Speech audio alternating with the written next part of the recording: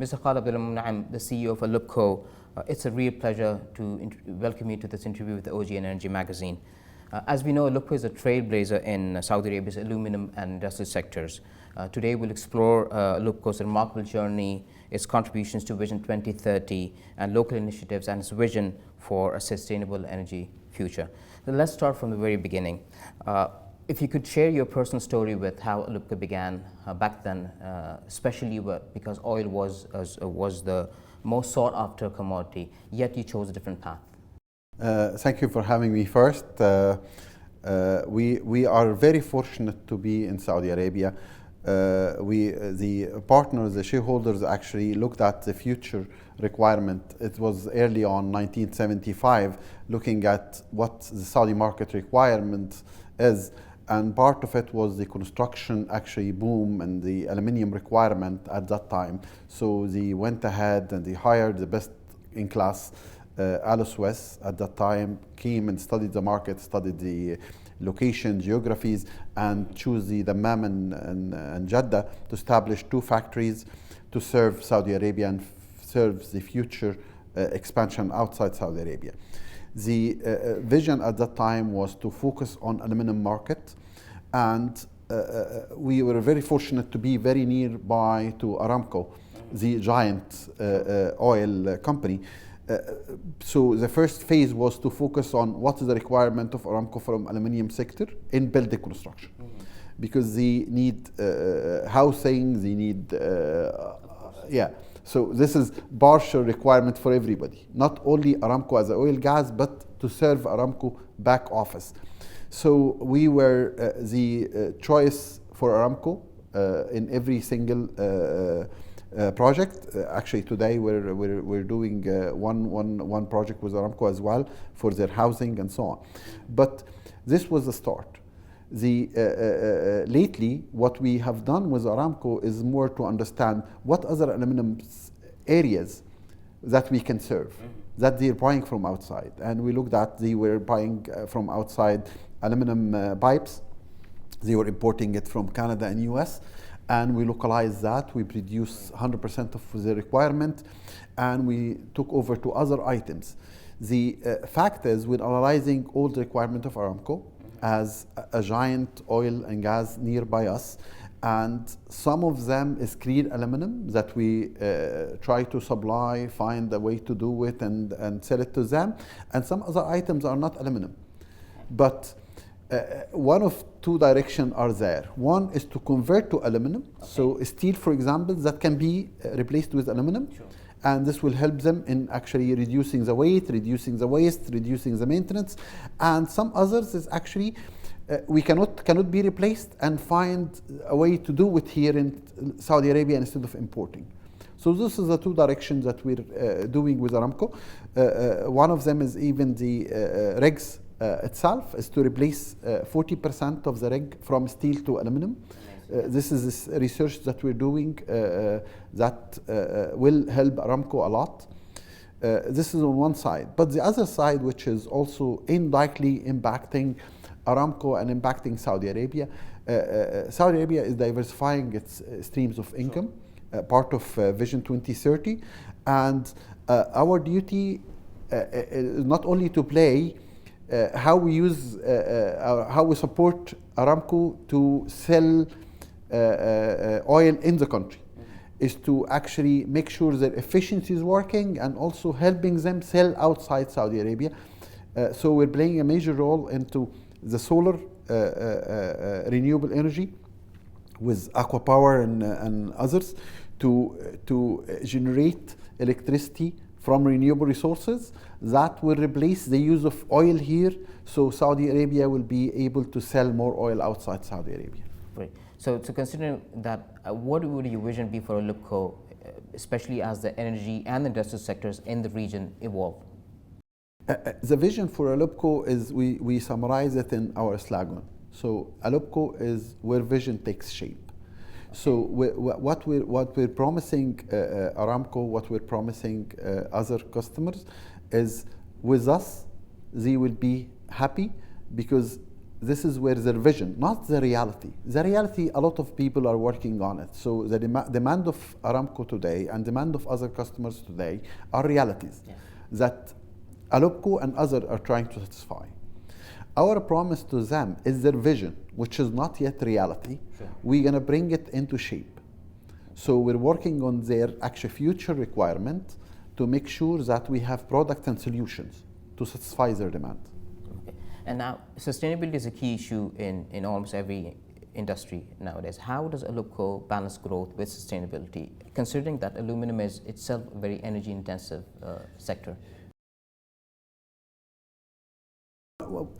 Aluminum is one of the best substances or materials that you can use on Earth because it's recyclable 100%. So the impact of it on the environment is much less than any other material.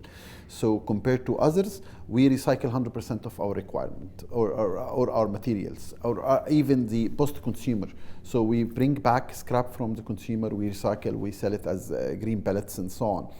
But on the other side is the renewable energy part. The renewable energy, part of our focus is to help the country and play a bigger role into helping the country into establishing more energy efficiency farms for solar. And also, so we do the trackers, we do the trackers that move the solar panels with the sun. And also we do the frames, we do the mounting systems. We sell it in Saudi Arabia and we sell it even to US market and Canada. So we're playing a very active role into supplying the renewable energy sector. And also we're trying to do a major part in recycling, reducing the waste, utilizing the waste, and make sure that we use less energy in that. You spoke about localization in the beginning. Now, ICTIVA is another program that emphasizes localization. How does ALUPCO drive that? If you could just deep dive into that. Yeah. We look at it from two angles. Localization is two sides. One side, we have today 24 nationalities within ALUPCO. So we have Saudi and 23 other nationalities within ALUPCO. To be fair, we need to be higher on Saudi percentage. Maybe still the 24 nationalities, but representation will reduce over time. So when I started, we were 25% Saudi. Today we're above 40%. We're looking at getting to 60% Saudi in the very near future. And we're getting more Saudi in the leadership positions. So the training, the maturity development for them to take over jobs. Also, on the other part is localizing the items. Yes. So part of what we do with the Ministry of Industry, and I really chapeau them for their effort, is we study all the imports that come into Saudi Arabia, analyze them, and come up with a local solution that stops this export. So instead of forcing people with custom duties and tariff and so on, what we're doing here, different than other countries, is bring in the industry to the country. Saudi Arabia has a very decent demand and supporting the industries with land, with electricity, with what have you. So we're bringing in industry. Normally we bring it with a know-how partners. We do a JV, like what we did with Ray Technologies or Metrix or Alaman, or the list is going too long to bring in technology. We produce here, but the aspiration is not only to produce here, but to produce here and then export outside Saudi Arabia. So we maintain 40% of our production for export, and we aspire also to go for 50% in the future. 50% of our production will be sold in Saudi Arabia, 50% will be exported. But we reduce import as much as possible. Sure. We produce here in Saudi Arabia. Sometimes we need raw material from outside, very much like we have wood. We have wood subsidiary. Wood is not available in Saudi Arabia. Sure. So we bring in wood from outside Saudi Arabia. But we make the value added work here. Yes. And then we export wood outside Saudi Arabia. So we balance our trade balance even within ALUPCO with that. Okay. The focus is how can we make more value in Saudi Arabia raw material can get from Saudi Arabia or from other places, the value added, and the Saudi labor contribution to that. This is how Ictiva look at it, and this is how we look at it. Now, as a senior industry leader, what would your advice be for young Saudis who are entering into the market and how they want to make an impact on the energy and the industrial sectors in Saudi Arabia? They're very fortunate. The leadership of Saudi Arabia with the Vision 2030 provided the country with very big chances for success. If I graduate in Saudi Arabia, there is too many actually opportunities for me to choose from. Sure. The enemy of that is you need to stay somewhere to gain experience to be able to impact the long term. Yes. The issue is having too many opportunities. People actually jump between jobs a lot. So you look at our turnover, you find it a little bit higher than the industry average. There need to be some more maturity, yes. And this is what we're trying to do.